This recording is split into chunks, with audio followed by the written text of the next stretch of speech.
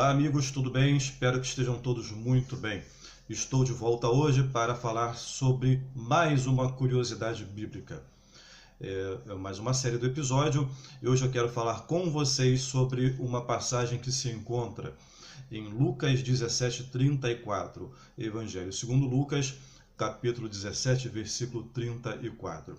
Eu vou ler para vocês e vamos acompanhar neste momento. Diz assim a passagem em destaque. São palavras de Jesus. Digo-vos, naquela noite estarão dois numa cama. Dois numa cama. Um será tomado e o outro será deixado. Digo-vos, naquela noite estarão dois numa cama. Um será tomado e o outro será deixado. Esse é um trecho de uma pregação de Jesus Cristo. Logicamente você percebe que está em português. Eu usei essa consulta nas versões em português: Almeida Corrigida, Almeida Revista e Corrigida e Almeida Revisada, que são as versões mais utilizadas, as consideradas mais confiáveis e mais tradicionais para nós falantes de língua portuguesa. Na ocasião, Jesus ali está pregando com relação à salvação da alma, salvação e perdição eterna, e tendo como pano de fundo um evento muito famoso, muito conhecido, que segundo a Bíblia há de acontecer, que é chamado arrebatamento. E ali, por ocasião do arrebatamento, uma pessoa é salva e a outra não. A ênfase dada neste versículo, dentro de todo o contexto também, é sobre a individualidade da salvação da alma. Quer dizer então ali, segundo o que se lê, que não adianta você fazer parte de um casal que, se você não cuidar da sua alma, da sua salvação, você pode muito bem ficar para trás. Uma pessoa é salva e a outra não. E isso realmente faz parte da pregação evangelística, da pregação sobre salvação da alma. E isso é repetido. E, biblicamente falando, faz muito sentido realmente. Em alguns momentos nem tanto, mas de um contexto geral faz sentido. E ali é por isso que Jesus ele se utiliza de um exemplo, ele mesmo lança a mão de um exemplo para dizer isso. Que um casal pode ter uma relação íntima, uma relação conjugal de fato, e isso não é garantia de salvação para nenhuma das partes. Um pode ser salvo e outro não. Né? Agora, até aí tudo bem, eu não falei nada demais, não tem novidade nenhuma. Isso faz parte da pregação tradicional, da pregação cristã evangélica. O que eu quero chamar a atenção é que neste exemplo usado por Jesus, que o próprio Jesus lança a mão deste exemplo, ele faz uma referência que é muito curiosa, muito interessante. Ali nessa passagem ele se refere a dois numa cama. Reparem bem. É um detalhe que tem passado despercebido por muito e muito tempo. Ele se refere a dois numa cama. Até aí tudo bem, pode ser um termo genérico? Sim, pode ser. Nós usamos um termo genérico para nos referirmos a pessoas dos dois sexos. Legal. Só que na sequência do versículo ele diz que são dois numa cama, e ele diz algo também que é bem interessante, que um será tomado e o outro será deixado. Um e outro. Dando ali uma ideia de uma conotação de pessoas do sexo masculino. Um e outro. Os dois, um e outro.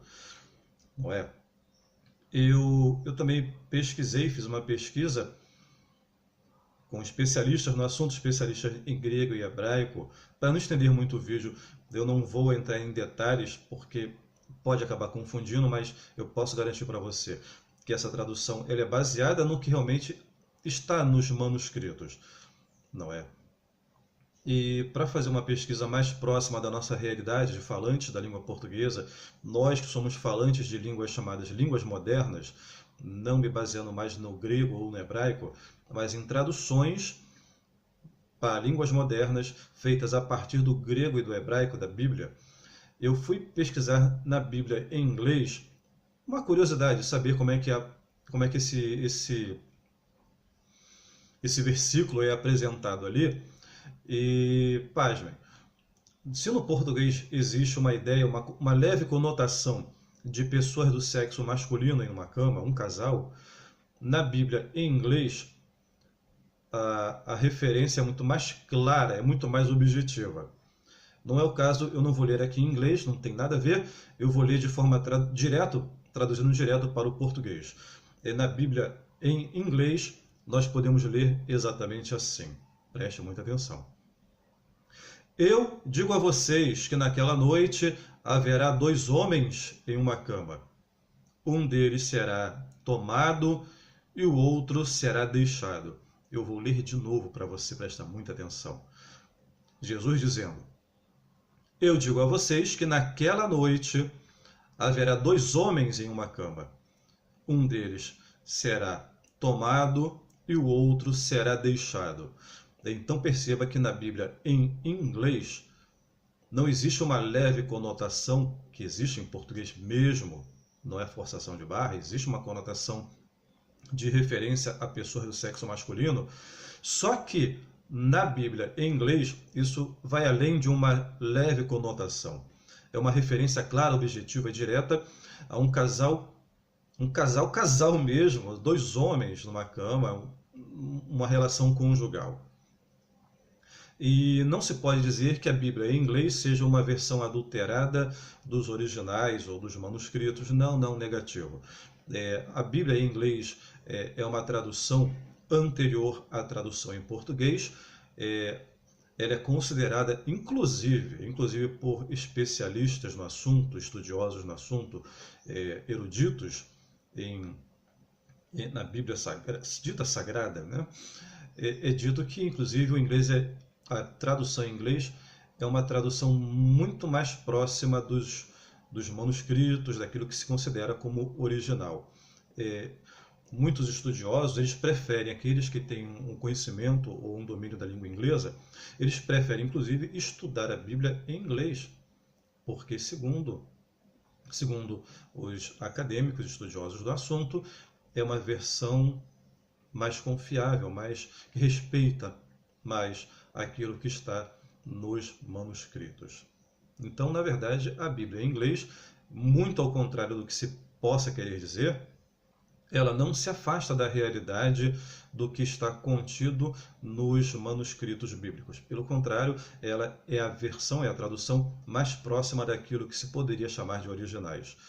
E eu fiz essa pesquisa na Bíblia em inglês, e a Bíblia em inglês, assim como a Bíblia em português, ela é subdividida em versões, não é? A Bíblia em português, que eu usei como pesquisa, como fonte de consulta para trazer esse versículo para vocês, eu fiz essa consulta nas versões mais utilizadas em português, que são Almeida Corrigida, Almeida Revista e Corrigida e Almeida Revisada, que são consideradas as mais confiáveis e tradicionais.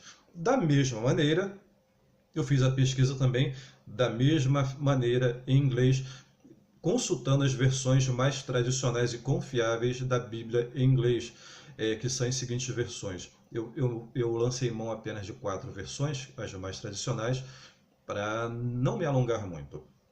São as seguintes versões: English Revised Version, King James Version, que é a mais tradicional de todas, Updated King James Version, que é uma atualização da King James Version, e a Webster Holy Bible, que são as 4 mais tradicionais versões da Bíblia em inglês. E nessas versões, todas elas, você vai encontrar a utilização clara, direta, objetiva da categorização masculina primária, homem.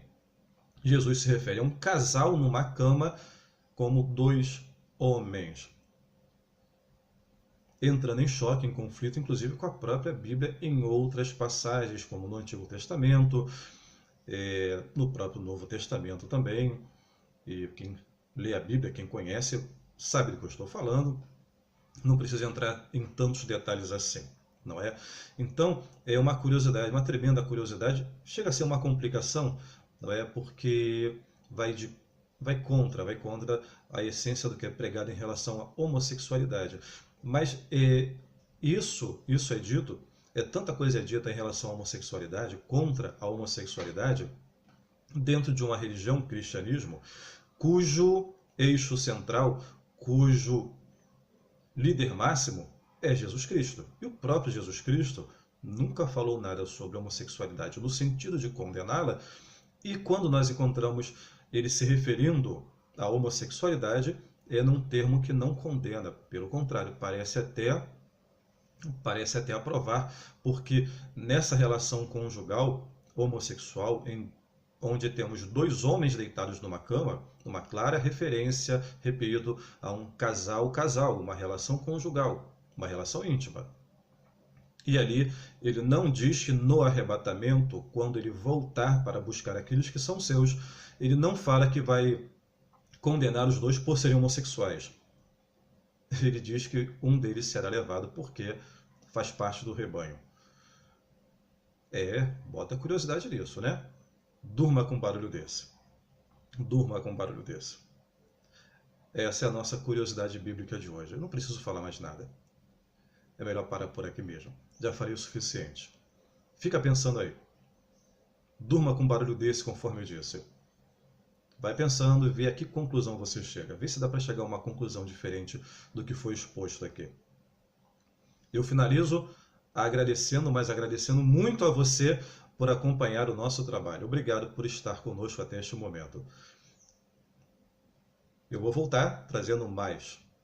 E vem mais coisa boa, mais coisa interessante por aí. Fica com a gente. Eu sou Rogério Lázaro. Este aqui é o canal Mais Que Palavras. Paz para todos.